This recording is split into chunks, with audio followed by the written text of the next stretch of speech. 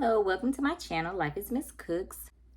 Previously, this was majority homeschooling channel where I have decided instead of creating a whole new channel for a knitting podcast, I'm just going to keep my same channel and just redirect that. So if you're here and you're like, oh my goodness, there's a ton of homeschool resources here, that's why, because this was a homeschooling channel. I am still homeschooling our children. However, we had one that has since graduated, married, and they have a baby. So we are now grandparents. The younger three are still homeschooling. They are 14, 16, and almost 18. So he'll be graduating this year.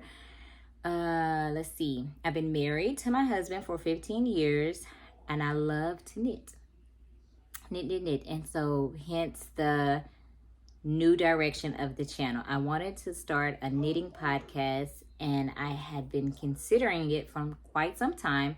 However, I mean, the whole YouTube social media world has changed tremendously since I used to blog, and so I was kind of intimidated. I'm like, but it's more so for just somewhere to come and talk to people about my knitting, because I'm sure my husband and children are sick of me and sick of hearing about it. I mean, they like the results from it, but just sitting and talking, yeah, oh my God, I just did a central double decrease. And then they're looking at me like, really? What's that?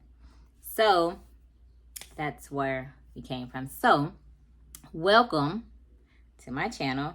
I plan to share finished objects, work in progress, knitting techniques that have worked for me. I'm not, I don't know all the terminology when it comes to knitting, but sharing things that I know, things that I've learned along the way. I have been knitting since, 2013. I learned to knit because I wanted to teach my girls to knit. And I know most people's story is they were 8 years old and they sat down beside grandma and grandma showed them how to knit, and then they just shared that. I wish that was my story. However, it's not. I learned how to knit. I taught myself by watching YouTube back in 2013 because I wanted to teach my girls.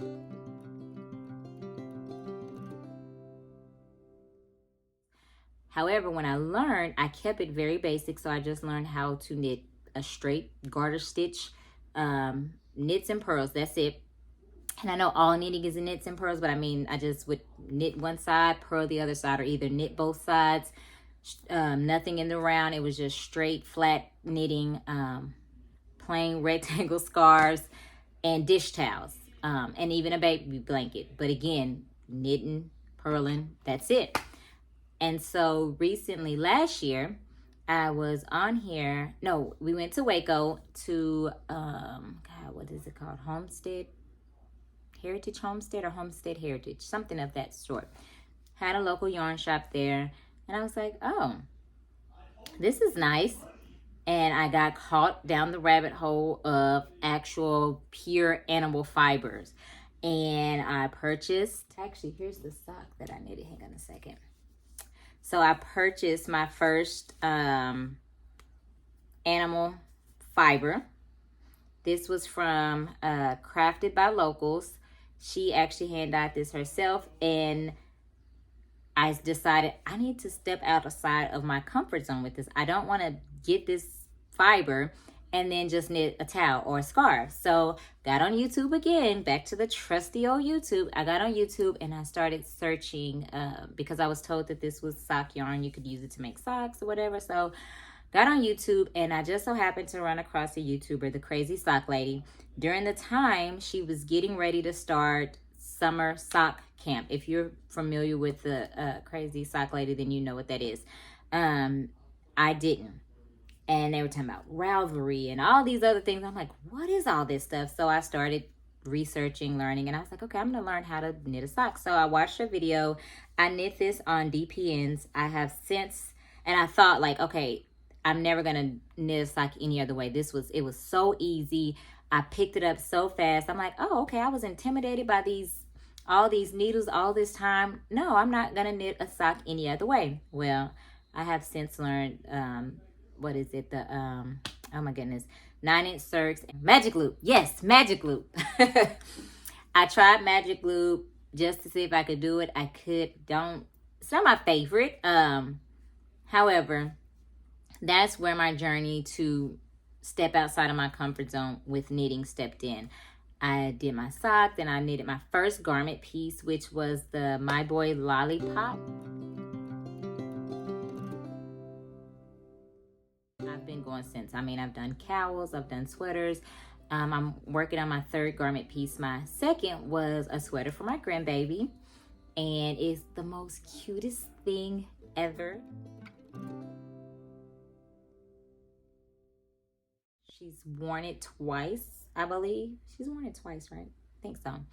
But she can't fit it anymore. She grew so fast. The girl came out over 10 pounds. So I'm just been on a knitting adventure with her, and it has been quite fun.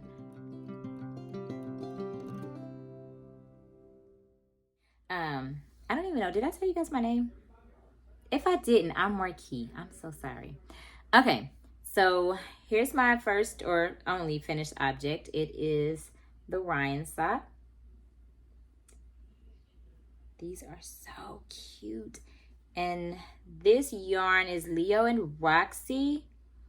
The colorway I don't have, but I will put everything down below because I can't remember. But I purchased it from a local yarn shop here locally. And I love this. So I've knit a ton of socks, none that match. So this was my first actual pair that I finished, and I love it. The fit is well, and I think because most of the socks that I have finished, they don't fit well. So this was the first pair that I actually completed, and I completed, I think what motivated me to complete both, not only because it was a test knit, because I've test knitted several different socks, but most of them only require you to finish one, but because it fit me very well. And it's just, the yarn is so squishy and comfortable, and purple's my favorite color, and I just love everything about it. And if you guys can hear that, I'm sorry, that's my children, and I told you they're all teenagers and young adults, so it ain't no quieting them down. So just get used to it. I'm sorry. Those are actually faux cables. So these are not cables. So if you're intimidated by cables, you can definitely do this pattern because these are not cables. They are faux cables. The pattern was very easy to understand. It's knit from the top down or cuff down. I did this on a 9-inch circular until I got to the toe, and I switched over to DP ends. I actually prefer to do it that way. That is like my favorite way to knit socks now, is on 9-inch circs. And then when I get to the toe decreases, to switch over to the DP end. I actually switch over at the very start of the toe because I don't want to have to figure out when to switch over. So I just, once I start the toe, I switch over. So anyways, that's that. I am currently actively, I have a ton of whips, guys. A ton, seriously. Like, there's bags over here on the side of me, there's bags over here, I have things over there. I have a ton of whips, but I'm actively working on 3. And I'm gonna get them. Hold on 1 second. So this one here, which I just cast on a couple of days ago, is going to be a pair of socks for my son. So my youngest son was sitting in here and asked me, he looked at one of my project bags, which I'll show you guys in a little bit, and he said, "Ooh, do you think you could knit me a sock that color?" And I was like, well, let's go to the yarn store and find out. So we went to the yarn store, and he picked out this. So I am not, this is not color work. I'm not even changing out the colors on this at all. Here's the ball that we're knitting from, but it's knitting up so cute. Look at this. Can you see it? So I'm using the Crazy Sock Ladies pattern, the vanilla sock. I did, however, I did do a 2x2 ribbing instead of 1x1. I do prefer that more, just because the switching back and forth after just one, I don't know. I like doing a 2x2. And so I am using that instead. I did 20 rounds for the cuff, and I think I'm gonna do the full 60 round leg. I don't know. We're gonna see how he likes it. So we're gonna play this one by ear. This yarn is, I'm going to link it down below because I left the tag over there. I want to say it's Sakiwaki or something like that. I'll list it down below as well because, or I'll put it somewhere on here because I totally forgot the name of this and I left the tag over there and I don't want to get up. But simple, easy, mindless knit. I've been knitting this mostly while watching TV or today while we were in the car. And it's, like I said, it's very simple. It's the first sock pattern that I ever knitted. And I like it. And he loves it so far. In fact, my husband wants one. I picked him out a different color because I was going to knit him a sock because he's been bugging me about knitting him a sock. I don't want to say bugging like in a bad way, but he's like, can you knit me one? And at first I was not because I didn't think he was going to wear them. And I thought he was just talking because anything I do, he's going to support it and just be like, oh, can you do this? So I was like, I don't think he really wants it. Is it just him saying it? But he's asked several times. So when we picked this out, my son and I went ahead and picked out a color for him. Well, lo and behold, I'm in love with my son's color. So I may go back and pick up another ball for him for that. I sat down to record this very spontaneously. Like I told you, I've been thinking about doing it for a while, and I was like, okay, now or never. I had laundry sitting over here in the chair. I put the laundry away, and I was like, I'm getting ready to record this video. So it was not planned at all. So forgive me because a lot of the things I don't have here to discuss or talk about, but that's why, because it's very spontaneous. Okay, the next thing that I am currently actively working on is this here. Like I told you, I'm working on my third garment piece. Oh my God, yeah, this color is amazing. When I seen it, I did not think I was going to love it as much as I do. I liked it, but I didn't think I was going to be as in love with it as I am. It is, and I do have this one here, so I can tell you exactly. Oh, I thought I did. Oh, yes, I do. This is actually Cascade 220 Heathers is the brand, and the color is Birch Heather. Sorry, there you go. I picked this up at our local yarn shop as well. And it is cute. It's knit top down. As you can see, I have already split for the leaves, and I'm working on the body, which is just stocking it all the way down until it's time to do the ribbing. I made the Molly, I'm not sure if I told you. Okay, the pattern is called Molly Sweater by, hang on and I can tell you. I'm so sorry. I should have had this stuff together, but I didn't. I think, and if I'm pronouncing the name wrong, I'm sorry, but it's by Lolita, Lolita Doobie. And I am knitting this on a size 7 needle. This is actually a free pattern on Ravelry. I can never say it right, but it's a free pattern on Ravelry. And I knit the mini for my grandbaby. And so I was like, I'm going to knit this as part of the Bougie Sweater Knit Along for Young Folks Knit. I've already completed my grandbabies and submitted that entry. And so I'm trying to hurry up and finish it. Cutoff date is March 31st. So I'm trying to finish it before then. But look at the yoke increases. Isn't that, I don't know if you guys can see that, but that's so cute to me. So it's not a raglan top. I'm not sure what this is called. A yoke increase? Again, I told you I don't know all the technical words, but there's a video I watched a while back and I did write it down. So I'm going to find what the proper increase for this is called. But look at it. It's so cute. It does involve German short rows. However, this was my very first time ever doing German short rows. And I'm not sure if you can see them on here, but they came after the yoke right before it was time to split for the sleeves. So before I split for the sleeves, we did the German short rows, then we split for the sleeves. I will say the pattern did not I don't say it didn't explain it well, but I've never done German short rows. So when I was looking at it, I was like, okay, what do I do? But I did watch a video, and I will put it down there in the description box. The video that I watched that helped me.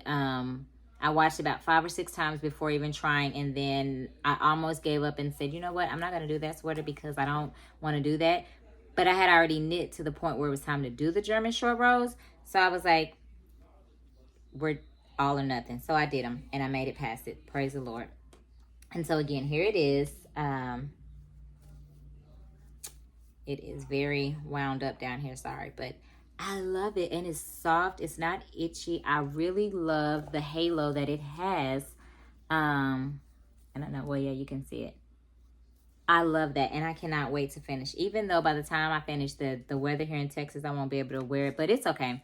Let me see what this is made of. This is 100% Peruvian Highland wool, and it's not itchy. It did when I did the try on, because I wanted to make sure this part was okay.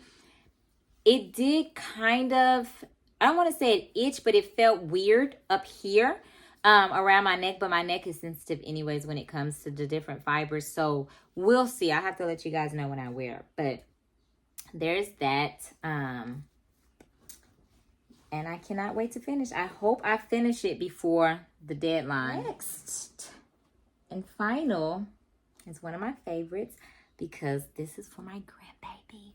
And I'm whispering. Not really whispering, but this is something that I'm knitting for my granddaughter. It's gonna be a surprise, and the goal is to have it done by Easter, because this is going to be a blanket for her. I'm making her a small little blanket to have, and I'm gonna put it in her Easter basket. But here it is. Isn't this so cute? Look at this, guys. I love it. Love it, love it, love it. Hope you can see. So I'm knitting this up in 3 different colors. This is also a very simple knit. So this pattern is called the Chevron Blanket by Amy Young. She's the owner of the local yarn shop here by me. Colors that I'm gonna do, because I want to show you a picture of the blanket. Hang on one second. I'm trying to show you a picture of the blanket without showing the pattern.